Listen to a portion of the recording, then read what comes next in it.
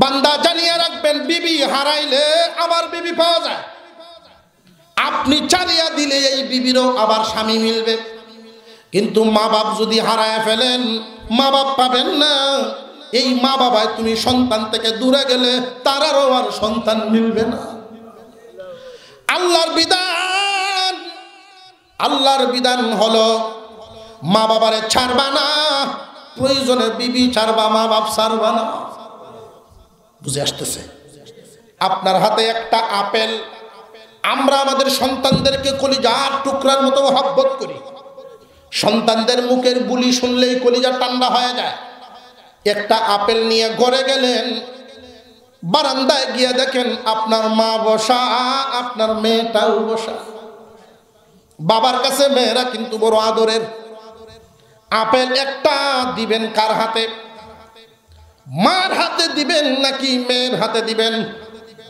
এই মুহূর্তে শরীয়তের বিধান হলো মেয়ের চাইতে তোমার মা আপন।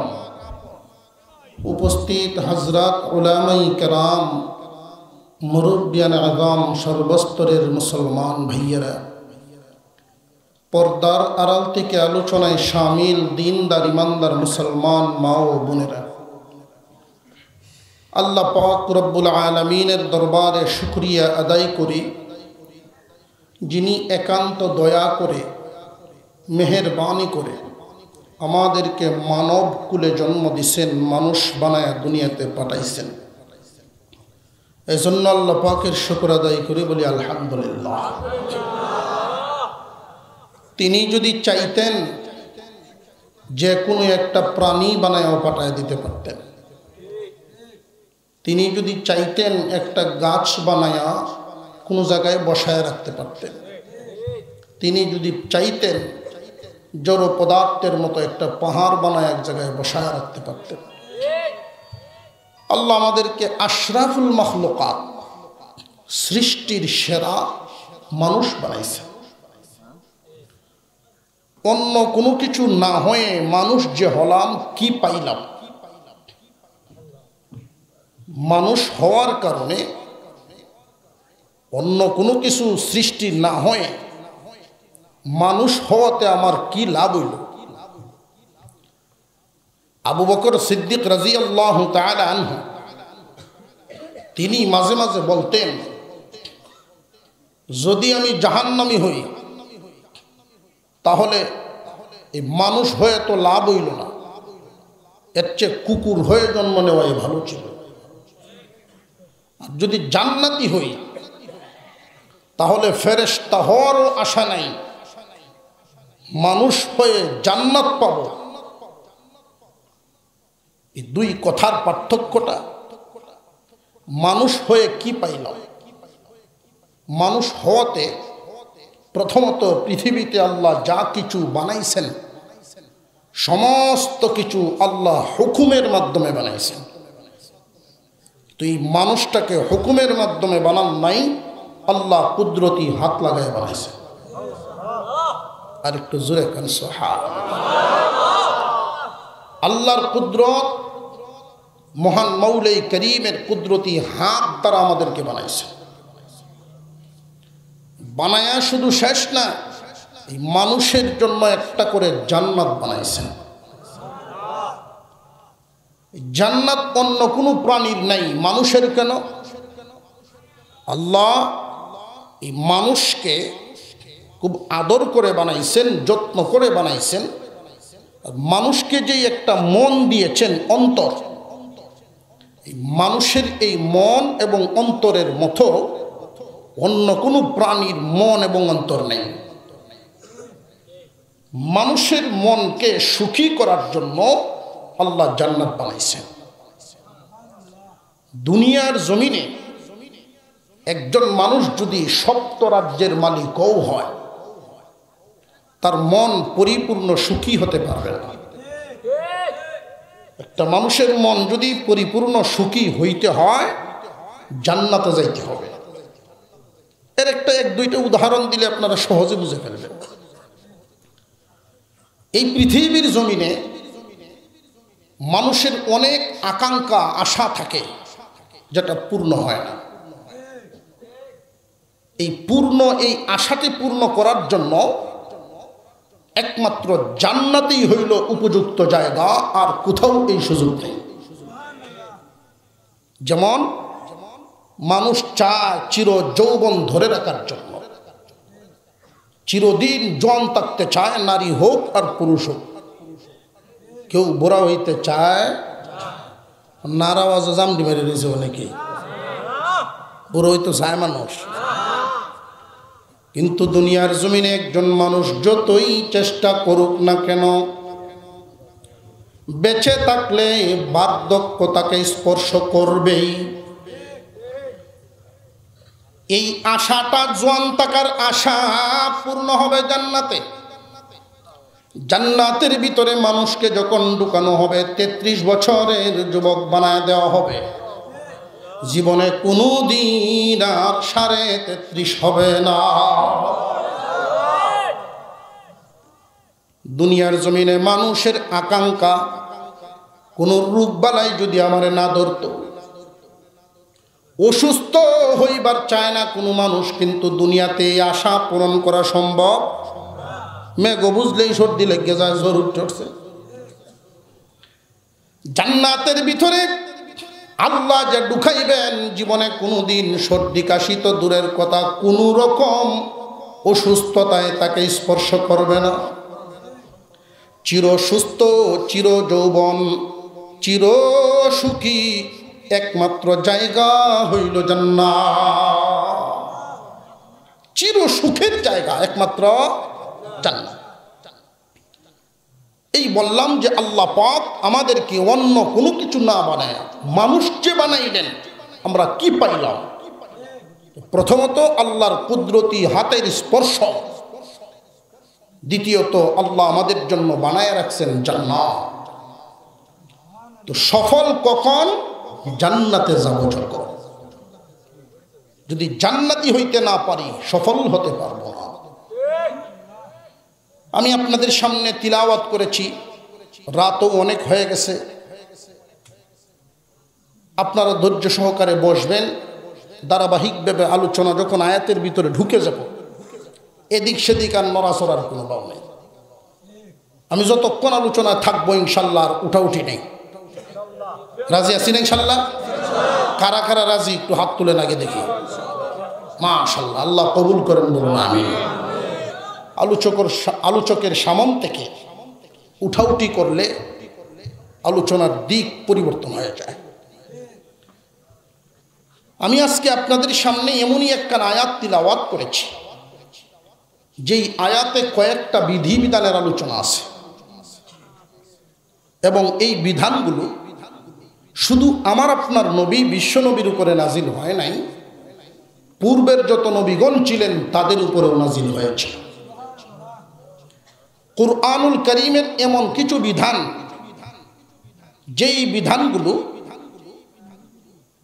কুরআনুল কারীমের এমন কিছু বিধান আছে, যেই বিধানগুলো পূর্বের নবীগণের কাছে এমন ছিল না।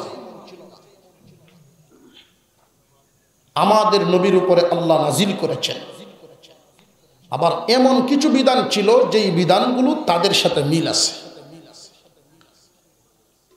ইব্রাহিম আলাইহিস সালামের জামানার এমন কিছু বিধান, যেই বিধানগুলো মুসা আলাইহিস সালামের জামানায় এসে পরিবর্তন হয়ে গেছে। মুসা আলাইহিস সালামের এমন কিছু বিধিবিধান, যেই বিধিবিধানগুলো ঈসা আলাইহিস সালামের জামানায় এসে পরিবর্তন হয়ে গেছে। ঈসা নবীর উপরে নাজিল হওয়া এমন কিছু বিধান, যেই বিধানগুলো আমার আপনার পয়গম্বরের উপরে পরিবর্তন হয়ে নাজিল হয়েছে। মুসা আলাইহিস সালামের জামানায় কোনো একজন মহিলা যদি প্রতি মাসে কুদরতিভাবে মহিলাগণ অসুস্থ হননি না হন, এই মাসালাগুলো তো জানা দরকার। মুসা আলাইহিস সালামের শরীয়তে কোনো একজন মহিলা যখন এরকম অসুস্থ হইতেন, হায়াজ নেফাস, তাদের শরীয়তের বিধান, এই মহিলা গড়েই থাকতে পারবে না, আলাদা একটা গড়, উঠা বসা খাওয়া দাওয়া জিনিসপত্র ঘরের সব সময় যেটা ব্যবহার করা হয় এই সমস্ত জিনিস স্পর্শ করতে পারবে না। বিধানটা কি সহজ না এদের জন্য বড় কঠিন? এই বিধান পরিবর্তন হয়ে ঈসা আলাইহিস সালামের উপরে এই বিধানটা নাজিল হয়েছে।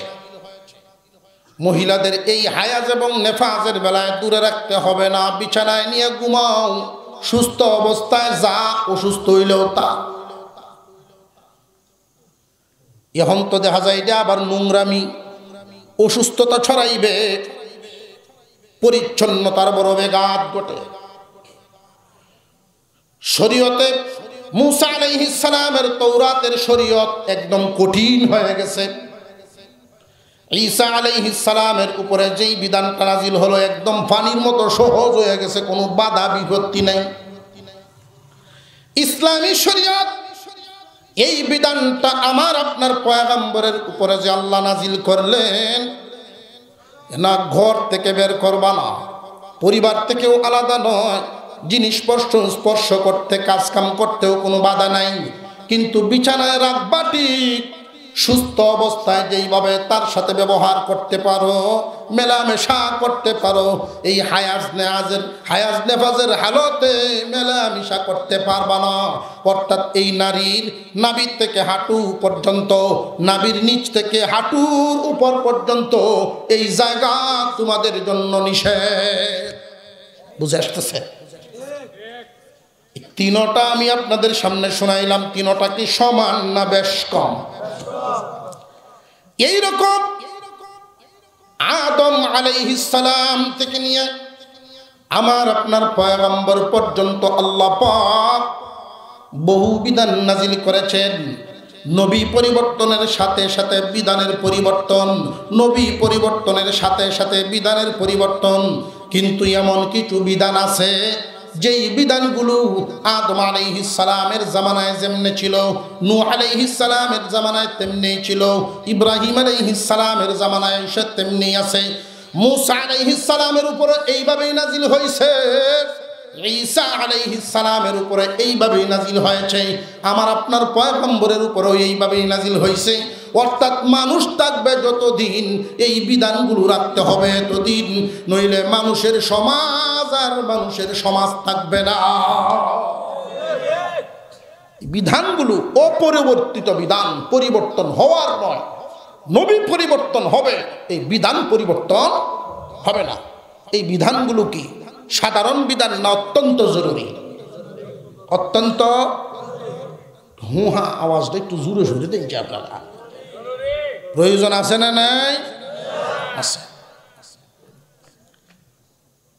কি পরিমাণ গুরুত্বপূর্ণ বিষয় আল্লাহ পাক আয়াতের শুরুতেই তিনি বলেন, কুল, হে নবী আপনি বলেন, কুল, হে নবী আপনি বলেন। তাআল, আরবি ভাষায় এই তাআল শব্দ দিয়া ডাকা হয়, এদিকে আসো, কাছে সম্বোধন করা হয়, তাআল, এদিকে আসো। গুরুত্বপূর্ণ কোনো কথা বলবার আগেই মানুষকে ডাকা হয়, এদিকে আসো। কথাটা যদি গুরুত্ব না হয়, হালকা কথা হয়, তাহলে দূর থেকেও চিল্লায় বলা যায়। কথা বুঝে আসতেছে না? আর যদি কথাটা গুরুত্বপূর্ণ হয় তাহলে কাছে আইনা খুব যত্ন সহকারে বুঝায়া বলতে হয়, যেন ভুল না হয়। আমার আপনার পয়গম্বরের উপরে আল্লাহ পাক আয়াত নাজিল করে বিধান বলার আগে তিনি আদেশ দিলেন, তাআল, এদেরকে কাছে ডাকার জন্য। রে আমার জাতি, আপনার আমার পয়গম্বর ডাকতেছেন, রে আমার জাতি তোমরা আমার কাছে আসো। তাআলাউ আতলু মা হাররামা রাব্বুকুম আলাইকুম আল্লা তুশরিকু বিহি শাইআ। রে আমার জাতি তোমরা আমার কাছে আসো, গুরুত্বপূর্ণ কিছু বিষয় আলোচনা, গুরুত্বপূর্ণ কিছু বিষয় তোমাদেরকে শোনানো হবে। যেই বিষয়গুলো আল্লাহ তোমাদের উপরে হারাম করেছে। আল্লাহ পাক তোমাদের জন্য বিধি নিষেধ নাজিল করেছেন। গুরুত্ব দিয়ে শোনো, কুরআনুল কারীম আল্লাহর পক্ষ থেকে নাজিল হয়েছে। মানুষও অনেক বিধিবিধান লিখতে পারে, বলতে পারে, কিন্তু আল্লাহর বিধানের সাথে ওইগুলোর কোনো মিল আসেনি। আল্লাহর বিধানগুলো, কোরআনের বিধানগুলো মানুষের জন্য কল্যাণকর, সমাজের জন্য কল্যাণকর, পৃথিবীর জন্য কল্যাণকর।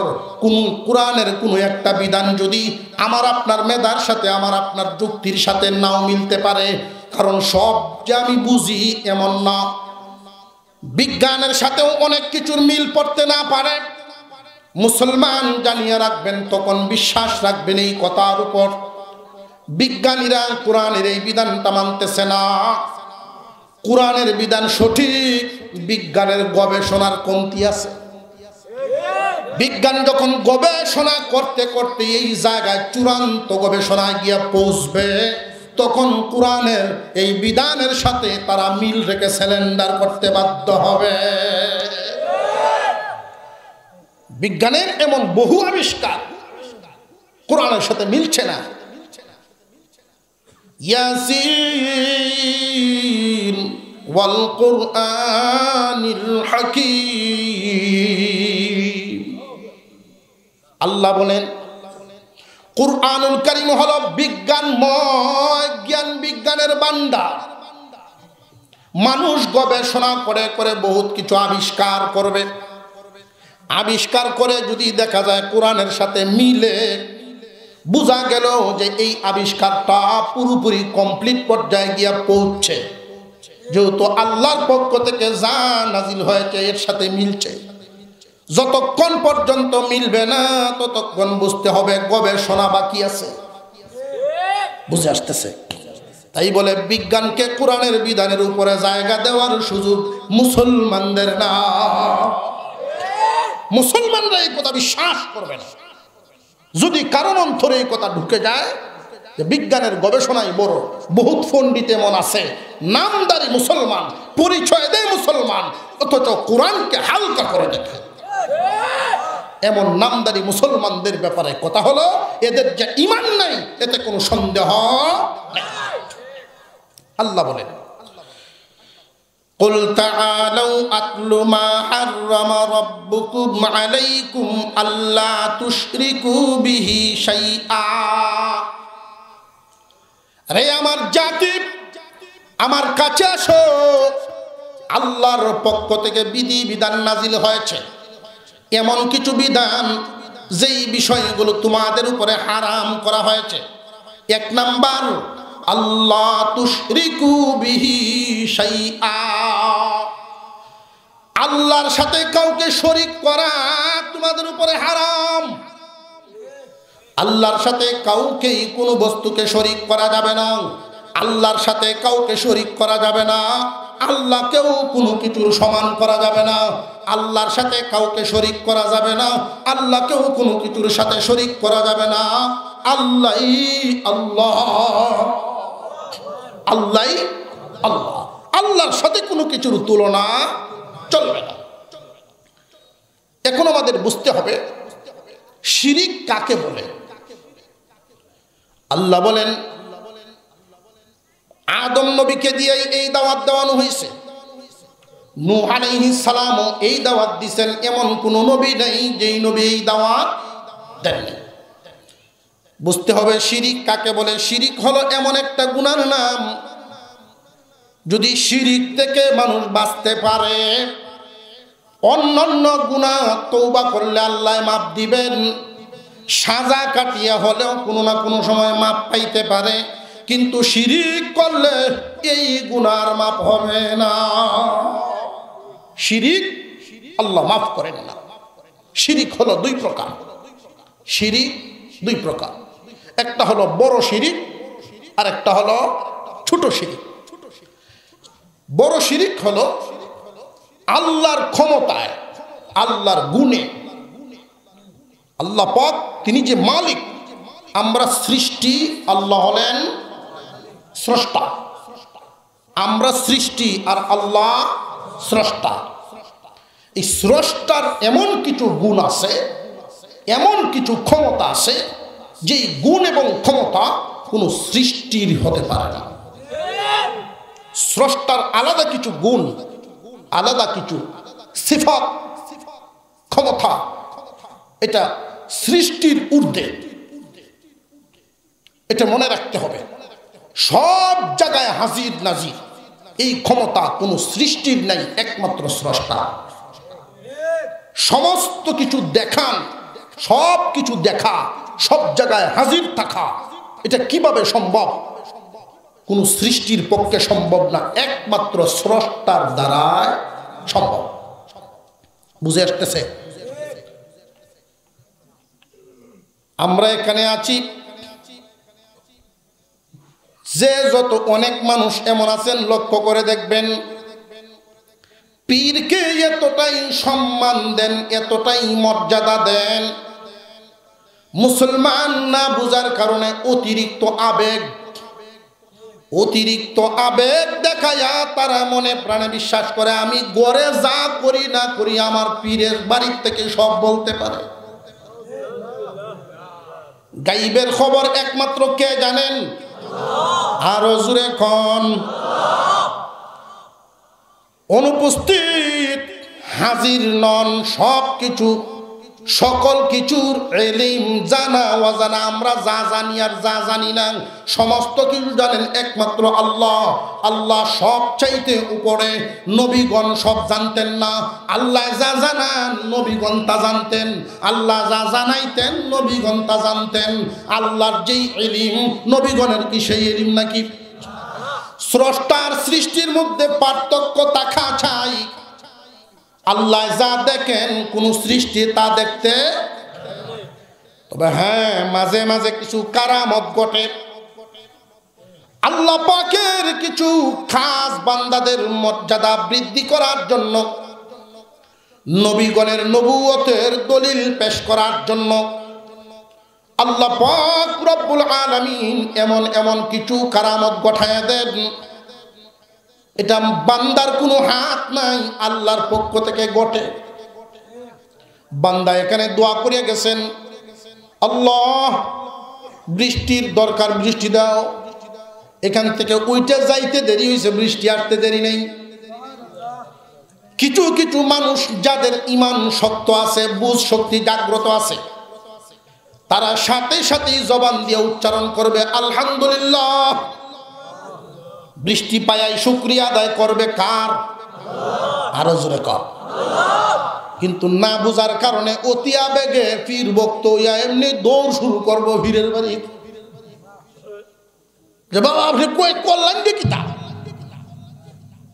মেঘটা কেমনে লামাইলেন গো বাবা? বুঝে আসতেছে? মেঘ লামাইছেন মূলত কে? এই যে ঈমান কোন জায়গায় শয়তানে দুখা দিয়া ঈমান নষ্ট করে, এই বিষয়টা আমাদের খেয়াল রাখতে হবে। সমস্ত ক্ষমতার মালিক, সবার সকলের ঊর্ধ্বে ক্ষমতার মালিক একমাত্র কে? সকল ক্ষমতার মালিক কে? সকল গুণের মালিক আল্লাহ, ক্ষমতার মালিক আল্লাহ। এই বিষয়টা খেয়াল রাখতে হবে। আল্লাহর যেই গুণ, এই গুণ কোন সৃষ্টির নাই। আল্লাহর যেই ক্ষমতা, এই ক্ষমতা আর কেউ নাই। সন্তানাদি কারোর আল্লাহ সন্তান দেন, কাউরে ছেলে দেন, কাউরে মেয়ে দেন, কাউরে উভয়টা দেন, কাউরে কিছুই দেন না। অনেক মানুষ দোয়া চাওয়ার জন্য অনেক মানুষ যায়, মাজারও যায়, পীরের কাছে যায়। সন্তান দেওয়ার মালিক কে? কোনো কিছু যদি চাইতে হয় কোথায় চাইবেন? আল্লাহ সূরাতুল ফাতিহার মধ্যে জানায়া দিয়েছেন, ইয়্যাকা না'বুদু ওয়া ইয়্যাকা নাস্তাঈন। একমাত্র তোমারই ইবাদত করি, তোমার কাছেই সাহায্য চাই। ইবাদত বলতে একমাত্র ইবাদত বলতে যা আছে কার জন্য? চাওয়ার জায়গাও যদি চাইতে হয় একমাত্র কার কাছে? এই আয়াতখানা সূরাতুল ফাতিহার, এই আয়াতখানা দুনো প্রকার শিরিক থেকে বান্দাকে বাঁচার ইঙ্গিত দিচ্ছে এই আয়াতখানা দেখো। উভয় প্রকার শিরিক থেকে নিজেরা বাঁচাইতে পারবা, আর শিরিক থেকে বাঁচাইয়া ইমান লইয়া দুনিয়া ছাড়ো। সরিষার দানা পরিমাণ ইমান থাকলেও আমি আল্লাহ তোমার জান্নাত দিব। উভয় প্রকারের শিরিক এই আয়াতের ভিতরে আছে। ইয়্যাকা না'বুদু ওয়া ইয়্যাকা নাস্তাঈন, একমাত্র তোমার সাহায্য একমাত্র কার? যা চাইবেন একমাত্র আল্লাহর কাছে চাইবেন। হ্যাঁ, উসিলা করা যায়, দোয়া চাওয়া যায়, পীর বুজুর্গ আলেম ওলামা আপনার পীরের কাছে, বুজুর্গের কাছে, আল্লাহর ওলিগণের কাছে দোয়া চাইতে পারবেন। মনে রাখতে হবে দেওয়ার ভান্ডার একটা। বুঝে আসতে নি? ইমানকে ঠিক করা হলো এতক্ষণের আলোচনা। চাওয়ার জায়গায় একটা, দেওয়ার জায়গাও একটাই। ছোট শিরিক, পয়গম্বর বলেন আমি আমার উম্মতের ব্যাপারে ছোট শিরিকের কারণে ভীত সন্ত্রস্ত। আমার উম্মতের ভিতরে ছোট শিরিকটায় আক্রান্ত বেশি হবে, উম্মত টের পাবে না। এই ছোট শিরিকটা কি? চাওয়ার জায়গা বুঝলাম একমাত্র আল্লাহ, কিন্তু ইবাদত দেওয়ার জায়গাও, ইবাদত বলতে যা আছে একমাত্র কার জন্য হবে? قل تعالوا أتل ما حرم ربكم عليكم ألا تشركوا به شيئا। ও দোস্ত আমার, আপনার জাতিকে কাছে ডাকেন, কাছে আইনা গুরুত্বের সাথে বুঝায়া দেন আমি আল্লাহর সাথে যেন কোনো কিছুই শরীক না করে, কাউকে যেন শরীক না করে। আমি আল্লাহর জন্য যা একমাত্র আমাকেই দিবে, ভিন্ন কাউকে যেন না দেয়। ইবাদত বলতে আমরা যা বুঝি, ইবাদত গুলামি একমাত্র কার জন্য? আল্লাহর জন্য। না বুঝার কারণে অনেক সময় ফেস লাগিয়ে যায়। ইবাদত তিন ভাগে বিভক্ত। কয় ভাগে? ঘুমো আপনারা, আরো জোরে কোন কয় ভাগে? তিন ভাগে। শারীরিক, আর্থিক। শারীরিক, আর্থিক, শরীর এবং অর্থ উভয়টা মিলে। হয়তো শারীরিক ইবাদত, না হয় আর্থিক ইবাদত, না হয় শরীর মাল মিললে ইবাদত। কয় জাত হইল? তিন প্রকার। এই বডির যত ইবাদত, নামাজ, রোজা, জিকির, কোরআন তিলাওয়াত, বডি দ্বারা যত ইবাদত, এটা বডির ইবাদত, শারীরিক ইবাদত। আর্থিক ইবাদত যেই যে ইবাদতে মাল খরচ হয়, বডি লাগে না। জাকাত দিলে বডি লাগে না, মাল লাগে। কুরবা দিলে বডির মিল নাই, মাল।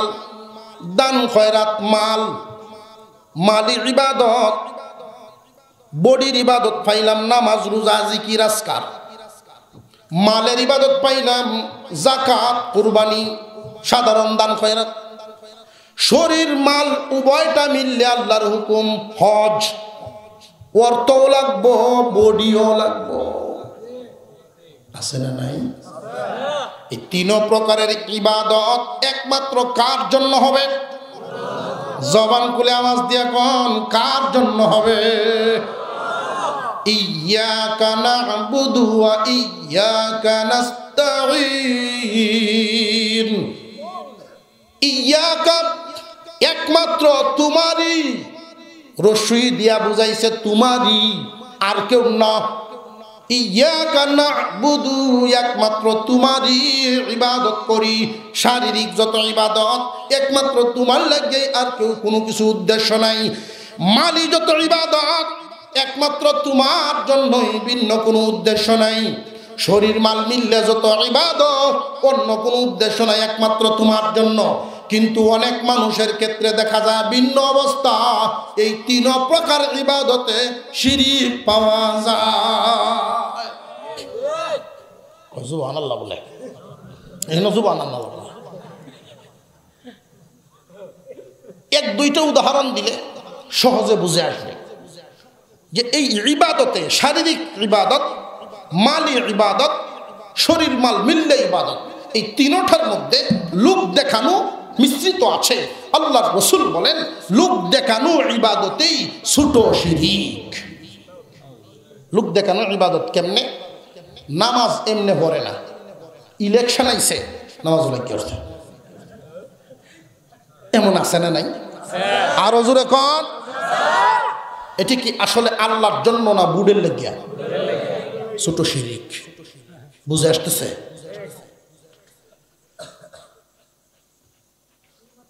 আত্মীয় করেছে হুজুরের সাথে, হুজুরের ছেলের কাছে তার মেয়ে বিবাহ দিছে। কোনো কারণে গেল বেড়া বেড়ানি গপসপ করতেছে, আয়ের বছরটিয়া আসরের আজান পড়ছে, এমনি মুরব্বী ফুলাবানরে ডাকতেছে, শাড়ি ফাড়ি লই আয়, বেড়ে লই জমাটটা উড়ানি ঘুরে লাই। ওহন বেওয়াই তো মুসরাইতেছে, কি সব বনাস করছে রে, কোন ফেসে ঘুরে বললাম, বেওয়াই তো নামাজ পড়ে না। ওহন দেখা যায় বেওয়াই বায়ানচারি রেওয়াইতেছে, এই বেওয়াইয়ের সাথে জমাটটা একসাথেই পড়ব। এখন দেখা যায় এই বেওয়াই রেওয়াইছে, এবারে যে নামাজও কারো হইছে আল্লাহ গিয়া না বেওয়াইয়ের পরিবেশ ঠিক রাখতো। বুঝাইছে? আমি এমন দেখছি, আমি ছাত্র জীবনে এক জায়গায় গেছি বেড়ানি, তখন এক লোক আসরের নামাজের ওক্ত হইছে, মসজিদ দূরে, ভাবলাম আসরের নামাজটা মুরব্বীরে নিয়েই ঘুরে লাই। বেটার দাড়িও আছে, টুপিও আছে, মাশাল্লাহ পাঞ্জাবিও আছে, কিন্তু নামাজ পড়ে না। এটা তো জানি না।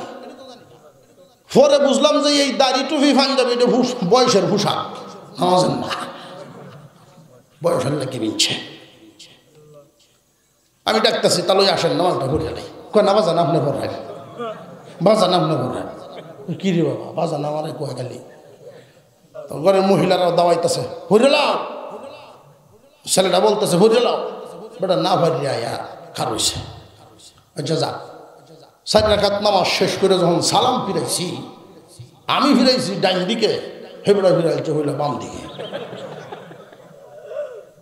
আমার ওদের ফিরে এসে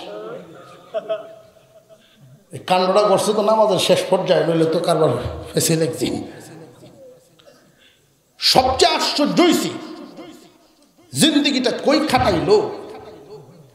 আমি সালাম দিছি, আসসালামু আলাইকুম ওয়া রাহমাতুল্লাহ, সালাম ফিরেছি। বেড়াকে ওয়ালাইকুম সালাম রহমতুল্লাহ। এই জিন্দিগি কই কাটাইল? এই যে বেটায় নামাজটা হলো, এইরকম বহু নামাজি আছে আল্লাহকে খুশি করার জন্য বেকায়দা পড়ে নামাজ পড়ে। হুতের বউ না দাওয়ায়, আব্বা বড় হয়েছ, কত মানুষ মসজিদে আপনি যাইছে, হ্যাঁ তো বেটি যাই আডুদ বেদনা ঘুমায়া, তোমরা তো বুঝো না। এরকম আছে না নাই? আল্লাহর জন্য নামাজ পড়ে না, বেকায়দাত পড়িয়া, পরিবেশে পড়িয়া, ইচ্ছার বিরুদ্ধে যায় নামাজও দাঁড়ায়। ছোট শিরিক, শারীরিক ইবাদতের মধ্যে ছোট শিরিক আছে না নাই? এবার আসেন মাল ইবাদতে। শুধু যে আল্লাহর জন্য মাল খরচ করে তা না, মানুষরে দেখানি উদ্দেশ্য। কুরবানির ঈদের দিন গোস্ত বানায় আর কয় আগামীতে বুঝায়াম কুরবানি কারে কয়, আগামীতে দেখাইব কুরবানি কারে কয়। ও কারে দেখাইব গো? এলাকার মানুষের, সেটি তো বুঝাইতেছে। কুরবানি আল্লাহর ইবাদত। ইখলাস যদি তোমার ঠিক থাকে যে আল্লাহর জন্য করতেছো, একটা ছাগল দিলেও আল্লাহর কাছে পাহাড় পরিমাণ বড় হয়ে কবুল হবে। আর ইখলাসে যদি গন্ডগোল হয়, বাজারও সবচেয়ে বড় গন্ডু কুন্ডা আইছে, এটা কেলা কিনছে যে ও মুহে কিনে বেড়া, আরো বাজারও 2টা গুড়ান দেওয়া। আচ্ছা বুঝুক, মানুষ এখন আর একজন আর একজনরে ঈদ আইলেই জিজ্ঞাসা করে যে কুরবানি দিছিলেন, কুরবানি কত দিয়ে কিনছিলেন। কুরবানি কিনার দ্বারা দনিরে কেমন এটা মাফে, ঠিক না? ঠিক। আগে মানুষে মাপতো, গিরস্তা কতখান বড় গে লাশ দেখতো, লাশ দেখতো না, লাশা দেখকে বুঝতো বনের লাশা, এটা দেখলে বুঝতো যে না তার কেতকিরি গিরস্তিরে কতখান বড় আছে। আর এখন অর্থ কোটি কি লাগাত আছে, এটা কুরবানি দিয়ে মার পেলায়। কুরবানি কত দিসলাই যদি কয়ে যে না মাশাআল্লাহ 1.5 লাখ টাকা দেখেছিলাম, মাল আছে, হালালও আর হারামও টিয়া আছে, এটা বোঝা যায়। জানিয়া রাখবেন, যদি আল্লাহর জন্য কুরবানি হয়, দান খয়রাত হয়, যাকাত দেয়। অনেক মানুষ এমন আছে যাকাতের শাড়ি কিনে, লুঙ্গি কিনে, যাকাতের শাড়ি লুঙ্গির আলাদা দুহানি আছে, সাইনবোর্ড টাঙাইছে, এটা সুতা কম। জানিয়া রাখবেন, আপনি যদি সত্যি অভাবী ছিলেন, ধনী হয়েছেন, আল্লাহর দেওয়া মাল আল্লাহর রাস্তায় দিবেন, বিবেকটা কাটাইয়া। এইরকম কম সুতার কাপড় দিয়া দান খয়রাতের দরকার নাই। গরিবরা এটা নিবে, কয়েকদিন ভিন্দে দেখবেন পাপুস বানাইছে, সিরিয়া বানাই দিছে। আর যদি আপনি যেই কাপড়টা পরিধান করেন পরিমাণে কম দেন, আপনার টাকা কম, কয়েকজনরে দিবেন, তবে মানের জিনিসটা দিবেন। আপনি যেই লুঙ্গিটা পরেন এমন মানের লুঙ্গি দেন, আপনার বিবিরে মারে যেই কাপড় চোপড় দেন এই মানের কাপড় মহিলাদেরকে দেন। দিলে হইব কি জানেননি, আপনি ধনী মানুষ 3 মাস লুঙ্গি একটা পরে আবার রাইখা দিলেন আর একটা আনলেন, কিন্তু আপনার এই দামের সমান লুঙ্গিটা যদি কোনো গরিব রে দেন, রে ভাই, এই লুঙ্গিটা উনি 3 মাস পরে বাদ দিবে না। এই লুঙ্গিটা খুব যত্ন সহকারে ব্যবহার করবে। জুমাত গেলে ভিনবো, আত্মীয় বাড়িতে গেলে ভিনবো, মাঝে মাঝে ভিনবো, আর নইলে দইয়া ইস্ত্রি করে থইব। যে সমস্ত লোকেরা ধনী হওয়ার পরেও নজর নিচের দিকে যায়, কম দামা দিয়া মানুষরে বেশি দিত চায়, আর উদ্দেশ্য হইল ভিন্ন। টাকা কম, মানুষ হয়তো চায় বেশি, উদ্দেশ্য হয়তো বুট দরকার আছে। আগামী তো ইলেকশন হয়, বনইলে এত মানুষরে ভয়ানিত দরকার না, তার সঠিক বেঠিক বোঝা দরকার।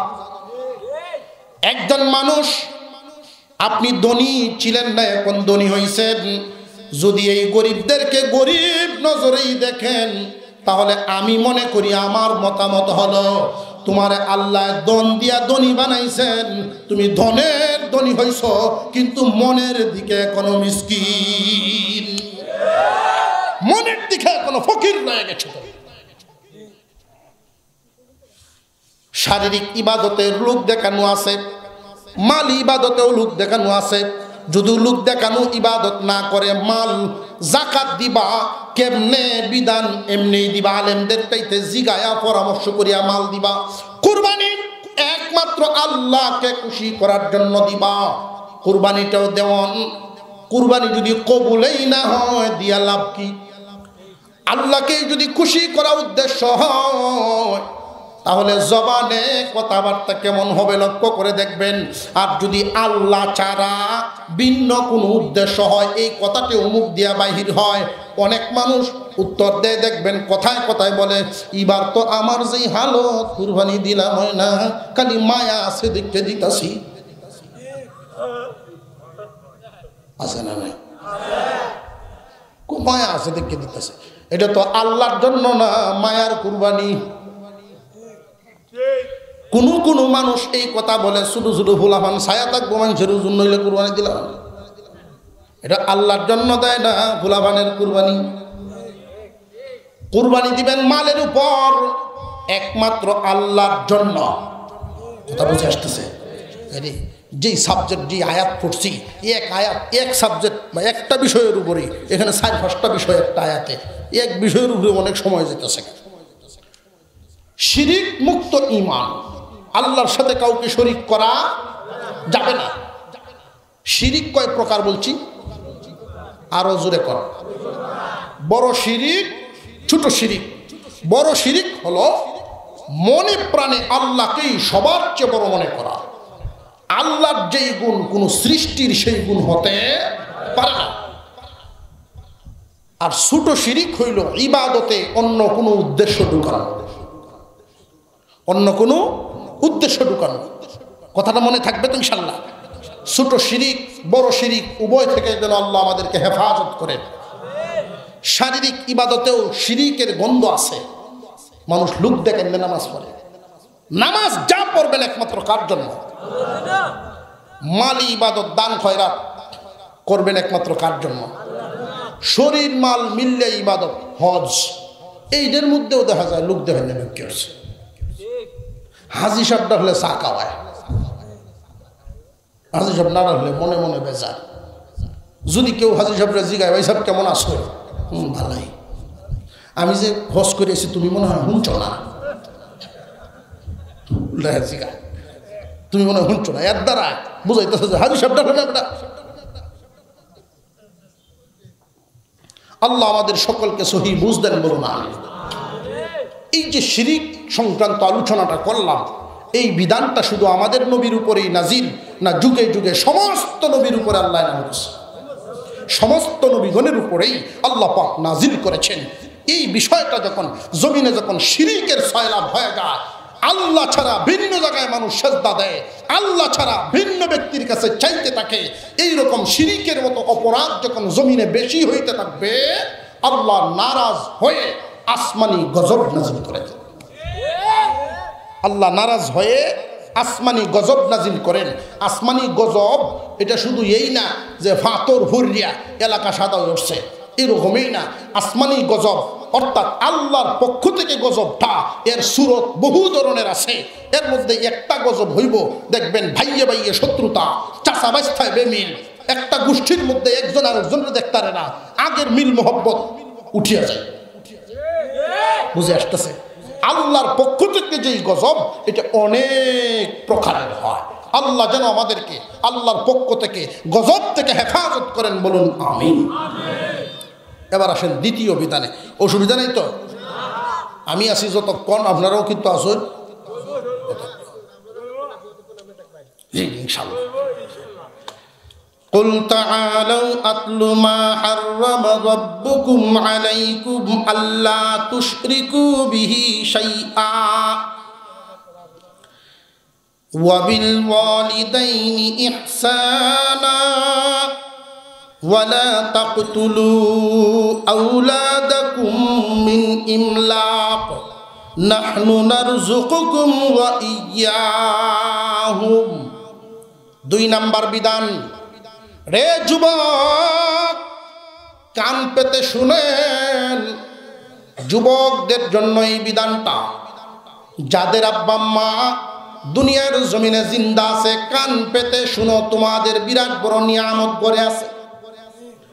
মা বাপ এত বড় এক দৌলত, এত বড় নিয়ামত। যাদের আব্বা মা দুনিয়ার জমিনে আছেন, আল্লাহর দেওয়া বিরাট বড় নিয়ামত আছে। এই নিয়ামত সবার কপালে জুটে না, জুটে না। মানুষ বড় হওয়ার আগেই মা বাপ বিদায় হয়ে যায়, সংসারী হওয়ার আগেই মা বাপ বিদায় হয়ে যায়। বেশিরভাগ মানুষের ক্ষেত্রে এমন হয়, যাদের আব্বা মা চোখের সামনে আছে, তোমরা মনে করবা এটা আল্লাহর দেয়া বোনাস, আল্লাহর দেয়া নিয়ামত। মা বাবার খেদমতের মাধ্যমে তুমি দুনিয়া এবং আখিরাতের নিয়ামত পাইবা। وبالوالدين إحسانا। 2 নম্বর বিধান। আমার আপনার পয়গম্বর বলেন, রে আমার জাতি, এই আমার উম্মত, তোমরা তোমাদের মা বাবার সাথে ইহসান পূর্ণ আচরণ করবা, দয়ার আচরণ। মা বাবার সাথে ইহসান পূর্ণ আচরণ, দয়ার আচরণ। যে এই দয়ার আচরণটা করব কখন? আল্লাহ এক আয়াতে বুঝায় দিয়েছেন, তারা বার্ধক্যে পৌঁছে যাবে যখন। কেন এই বিধান আল্লাহ দিলেন? কারণটা কি? আমি আগেই বলেছি, কুরআনুল কারীমের প্রত্যেকটা বিধান মানব কল্যাণে। প্রত্যেকটা মানুষ জীবনে 2 বার অসহায় সময় কাটায়। কয়বার? একবার শিশুকালে, আর একবার বৃদ্ধকালে। শিশু অবস্থায় মানুষ যেমন অসহায়, নিজের কোনো কামাই নেই, নিজের কোনো ইনকাম নাই, পরনির্ভর। বার্ধক্য যখন আসিয়া যায়, তখন মানুষ পরনির্ভর হইয়া যায়, নিজের ইনকাম করার রাস্তা নাই, পরনির্ভর হইয়া যায়। ঠিক যা হুজুর, অনেক মানুষ আছে রিটায়ার্ড হইছেন, টাকার তো অভাব নাই। যে টাকার অভাব না হইলেও শক্তির দিক থেকে অভাব আছে, পরনির্ভর হইয়া যায় মানুষ। মানুষ যখন বার্ধক্যে পৌঁছিয়া যান, আল্লাহ পাক রব্বুল আলামিন তখন বিধান করেছেন, তোমরা তোমাদের মা বাবার প্রতি ইহসানপূর্ণ আচরণ করো, দয়ার আচরণ। এই দয়ার আচরণটা করব কখন? মা বাপ বুড়া হবে যখন। দ্বিতীয় প্রশ্ন হইল, এই দয়ার আচরণটা আমরা করব কেমনে? মা বাপ যখন বুড়া হন, আমরা তাদের সাথে কিভাবে করলে দয়ার আচরণ হয়? আল্লাহ পাক যে আদেশ দিলেন তোমরা তাদের প্রতি ইহসান করো, প্রশ্ন জাগে, হুজুর ইহসান করব কেমনে? মুফাসসিরিনে কেরাম উত্তর দিয়েছেন, তারা তোমাদের উপরে ইহসান করছেন যেমনে মা বাবাই আমাদের উপরে ইহসান করছেন, এমন একটা সময় আমাদের গেছেনি না, গেছে না? খাওয়ার জন্য বলতেও পারতাম না, চলতেও পারতাম না, বলারও ক্ষমতা নেই, চলারও ক্ষমতা নেই, এমন একটা সময় আমাদের পিছনে গেছে। ওই সময় আমাদের মা বাপ, আমাদের আব্বা মা আমাদের জন্য কি পরিমাণ ইহসান করেছেন লক্ষ্য করেন। আপনি রাতের বেলায় একটু পরে পরে ঘুমাইতেন, আর পেশাব করে করে তেনা বা খেতা ভিজায় ফেলতেন। আপনার মা সারা রাত ঘুম নাই, একটু পরে পরে কাপড় পাল্টায় পাল্টায় আপনারা শুকনা কাপড় দিয়ে আবার শুয়াইতেন। মার এই ইহসান কখনো ভুলে গেলে চলবে না। আপনার আম্মা হয়তো বার্ধক্যজনিত কারণে কখনো বিছানায় পড়ে গিয়া পেশাব করতে পারে, পায়খানা করতে পারে, তখন বান্দা তুমি মনে করবা আমার আম্মা আমার উপরে যে ইহসান করেছেন, এই ইহসানের বদলা আমার এখন দেওয়া লাগবে। আল্লাহ পাক রব্বুল আলামিন বলেন, ওয়া বিল ওয়ালিদাইনি ইহসানা। রে আমার বান্দা বান্দি, বিশেষ করে শুনে রাখো যুবক ভাইয়েরা, তোমরা তোমাদের মা বাবার প্রতি ইহসান করো। ইহসানের আরেকটা দিক, তারা ইহসান করেছে তোমার জবানের দিক। এখন তুমি তোমার মা বাপরে কখনো ধমক দিয়া কথা বলবা না। কেন জানো নি?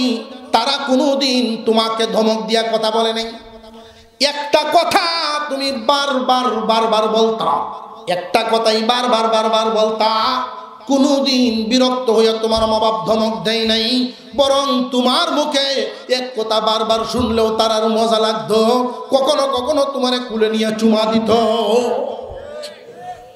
মানুষ বুড়া হয়ে গেলে শিশু সুলভ আচরণ হয়ে যায়। মানুষ বুড়া হয়ে গেলে বুদ্ধিমত্তা কমিয়া যায়। খাইয়াও বলবে খাইছি না। তুমি একটা কাজ করলেও বলবো আমার করছে না, আমার হুতে আমার দেখে না। এই জন্য তুমি বিরক্ত হইবা না, বরং দূরে বৈশা বৈশা তুমি চিন্তা মিলাইবা, আমার বাপ তো এমন বাপ ছিল না, আমার আব্বা তো এমন ছিলেন না, আমার আব্বা এলাকার মাতাব্বরি করতেন, আমার বাপ বড় গৃহস্থী চালাইতেন, আমার বাপ সংসার চালাইছেন, আমরা ভাই বোনরারে মানুষ করছেন, আমার বাপ তো এরকম কল্লরার মতো কাইম হারা ছিলেন না, আমার বাপ ব্রেইন হারা হয়ে গেছে। মনে করবা তোমার বাবা চূড়ান্ত পর্যায়ের অসহায়ত্ব চলতেছে, চূড়ান্ত পর্যায়ের অসহায়ত্ব চলতেছে। সেই সময়টার মধ্যে সন্তানের প্রতি আল্লাহর আদেশ, আসমানের নিচে জমিনের উপরে, আসমানের নিচে জমিনের উপরে মানুষের কাছে আল্লাহর পরেই মা বাবার জায়গা। পুরুষদের জন্য আল্লাহ এবং রসুলের পরে, আল্লাহ এবং রসুলের পরে পুরুষদের জন্য মা বাবার মর্যাদা, মা বাবার সম্মান। কোনো কারণে যদি পরিস্থিতি এমন হয়, স্ত্রী সন্তান পরিবার পরিজন নিয়ে আছেন, সিরিয়াল যদি দেওয়া লাগে, প্রথমেই আমার আপনার অন্তরে ভালোবাসা থাকবে আল্লাহর পরেই রসুলের, এরপরের সিরিয়াল যে দিবেন আপনজনদের, রসুলের পরেই মা, এরপরে বাবা। কথা বুঝে আসতেছেনি? কিন্তু আমরা এই দুনিয়ার জমিনে সিরিয়াল দিয়ে দিই, বিবি বাচ্চারে আগে দেই মা বাপরে। বিবি বাচ্চা আর মা বাবা, এই যে দুইটা অবস্থা। অনেক পরিবার এমন আছে সন্তানাদি নিয়ে সংসার করে মা বাবারে দূরে সরায়া দেয়। পরিস্থিতি যদি তোমার জন্য এমন দাঁড়ায় রে ভাই কখনো যে মা বাপরে কাছে রাখতে গেলে বিবি চলিয়া যায়, আর যদি বিবিরে রাখতে হয় মা বাপরে আলাদা করণ লাগে, পরিস্থিতি যদি এমন হয় বিবির জবান দিয়া যদি কখনো এমন কথা বের হইয়া যায়, তোমার মা বাপরে নিয়ে যদি থাকবার হয় আমারে ছাড়িয়া দাও, আমি এই মা বাপ লইয়া থাকতে পারবো না, এমন হরহরির সাথে আমি থাকতাম না।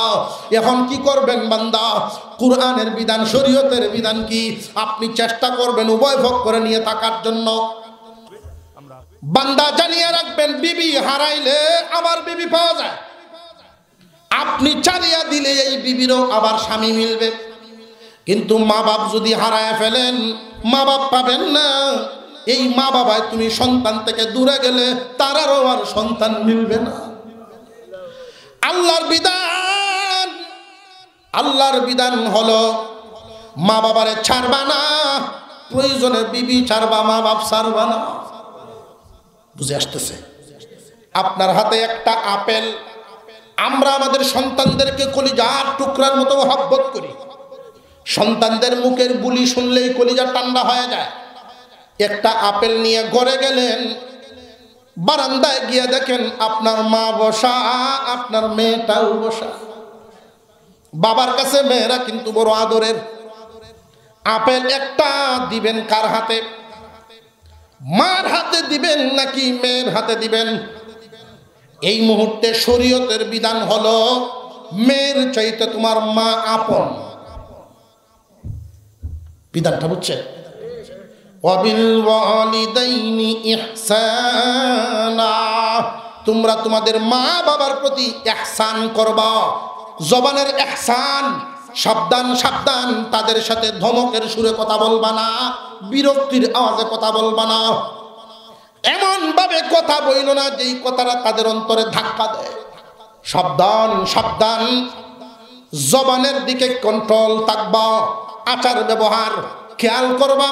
তুমি যখন ছোট ছিলা, খানা খাইতে গিয়া এক জাত দিয়া খাও না, আরেক জাত ব্যবস্থা করতো, আরেক জাত দিয়া খাও না। ছোট বাচ্চারা খাওয়াইতে গিয়া মা ভাই আরেক জাত ব্যবস্থা করে। খাবারের প্লেটটা নিয়ে দেখবেন অনেক সন্তানের মা এমন আছেন, সন্তানের পিছনে পিছনে দৌড়াইতে থাকে। এক রুম থেকে আরেক রুমে যায় খাওয়াইতে খাওয়াইতে, আরেক রুম থেকে আরেক রুমে যায় খাই না, ঘর থেকে বাহিরে যায় মা তাল লইয়া পিছে পিছে দৌড়ে। তোমারও এমন দিন গেছে, মা বাবা যখন বার্ধক্যে পৌঁছে যায় মুখের রুচি কইমা যায়। তুমি খেয়াল করবা তোমার মা তোমার বাবা কেমন খাওয়া দাওয়া করে। যদি রে ভাই দেখো তরি তরকারি দিয়া কম খাইতেছে, তুমি বাজার থেকে ইয়া খালি কলাই নয় এক গুড়াই না রাইখো, এক মুঠ ভাত তোমার আব্বা আম্মা বেশি খাইতে পারবে। তোমার জন্য কি চিন্তা করতো, কেমনে তোমার পেট ভরানো যায়, আমার বাচ্চারে আমি কেমনে খাওয়াইয়া বড় করতাম। তোমারও চিন্তা থাকতে হবে, আমার মা বাপরে কেমনে পেট ভরাইয়া খাওয়াইয়া রাইখা বুড়া অবস্থায় সুখ শান্তি দিয়ে আমি কবরে দিতাম। তোমার আচার আচরণের মাধ্যমে, তোমার ব্যবহারের মাধ্যমে যদি সন্তান জানিয়ে রাখো, রে যুবক, তোমার আচরণে তোমার ব্যবহারে যদি তোমার মা বাপ খুশি হয়ে তোমার জন্য দোয়া করিয়া যায়, আল্লাহ তোমাকে দুনিয়ার জমিনে নিয়ামত দিবেন। দুনিয়ার জমিনে নিয়ামত দিবেন তিনটা, আখিরাতে নিয়ামত দিবেন একটা। এই মূল চারটা নিয়ামত মা বাবার প্রতি ইহসান করা যায় আল্লাহ আদেশ দিলেন। আল্লাহ বলেন, প্রথম কথা শিরিক করবা না, দুই নম্বরে মা বাবার সাথে বেয়াদবি করবা না, ইহসান পূর্ণ আচরণ করো। অনেক মানুষ মা বাবার সাথে সম্পর্ক ভালো না, বিভিন্ন দরবারে যায়, ফিরাউলিয়ার দ্বারা যায়, দোয়ান্ত কসম করে বলতে পারি খানায় কাবার গিলাফে ধরে কানলেও দোয়া কবুল হবে না। কারণ তোমার দোয়ার সিন্দুক তো ঘরে, ঘরের সিন্দুকে তালা লাগায়া দুনিয়া ঘুরলেন আপনি। অনেক মানুষ আছে মা বাপরে কান্দায়া কবরে পাঠাইছে, কলিজায় আঘাত দিয়ে কবরে পাঠাইছে। বাইয়েন বড় হইছে, মা বাপ বুড়া বুড়ি, এদের কোনো মূল্যায়ন নেই। বাইয়েনরা নিজেরা বুদ্ধি পরামর্শ করিয়া এলাকার মায়ামাত ভক্তি যা আছে সব বন্টন করে নিয়ে গেছে। মা বাপ বুড়া বুড়ি দুইজন উঠানের মধ্যে হইসা চোখের পানি সারে আর কান্দে। তিল তিল করে সংসারটা টুকরা টুকরা হয়ে গেল। অবশেষে মা বাপ নামক দুইজন মানুষ যে উঠানের মধ্যে বসা আছেন, এই দুইজনকেও বন্টন করে ফেলে 4 ভাই মিলা। মায় খাওয়াইব, এক ভাই মারে খাওয়াইব 1 মাস, আরেক ভাই বাবারে খাওয়াইব 1 মাস। বুড়া বুড়ি মানুষ অসহায় অবস্থায় প্রতিবাদ করার ক্ষমতা নাই, কিন্তু এদের ভিতরে শিডর চলতেছে, এদের ভিতরে তুফান চলতেছে, বুক ফাটা কান্না চলতেছে, বুঝাইবার মতো জায়গা নাই। কেন জানেননি? কিসের বুক ফাটা কান্না? তুমি সন্তান হইয়াও বুঝলা না। এই যে দুইজন মানুষ কবুতরের জোড়ার মতো সংসার করেছেন, তোমার আব্বা যদি বাজার থেকে আসতে দেরি হইতো, বইয়া থাকতো একসাথে খাওয়ার জন্য। তোমার আব্বা হাওড় থেকে আসতে যদি দেরি হইতো, তোমার মা অপেক্ষা করতো একসাথে খাওয়ার জন্য। আজকে এই খাওয়ার জন্য বুঝি দুইজন মানুষের দস্তরখান আলাদা করছো। মার সামনে যদি ভালো কোনো খাবার দেয়, বুড়ার কথা মনে হইব খাওয়ান যাইতো না, জুড়ে খাইব। বুড়াই যে জায়গায় খাইব, বুড়ির কথা মনে হইব। সাবধান, তোমরা তোমাদের মা বাবার মন বুঝে এদের সাথে ইহসানপূর্ণ আচরণ করো। ইহসানপূর্ণ আচরণ করবা। কেমনে? তারা তোমাদের উপরে ইহসান করছেন।